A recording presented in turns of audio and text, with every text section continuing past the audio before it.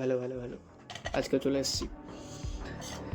তো ব্যাপার হচ্ছে আজকে ডে 13, তো 11 নম্বর 12 নম্বর ভিডিও কমপ্লিট। আমি ডে 13 ভিডিও শ্যুট করছি।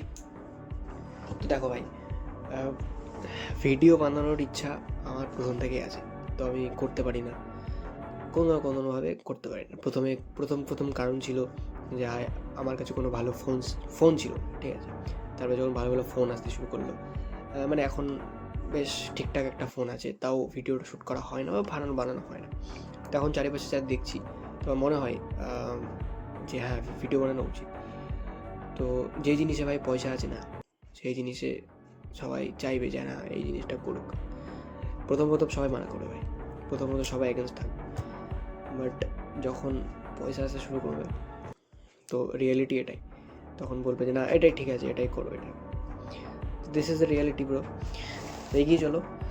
আমার মোটিভ আমি প্রথম থেকে বলে আসি, দিস ইজ মাই মোড। তখন একটা স্টেজে থাকি, এই স্টেজ থেকে যখন কিছু বছর যাবে, আমি একটা স্টেজ নিশ্চয়ই উন্নতি করবো বা অবনতি করবো, সে যে স্টেজেই যায় না কেন। এই রিসেন্ট যে স্টেজটা আছে, সেই স্টেজটাকে আমি ক্যাপচার করছি, আমার ডকুমেন্ট করছি, যাতে আমি আমার গ্রোথ যে জার্নিটা হবে, সেই জার্নিটা আমি সঙ্গে থাকতে পারি।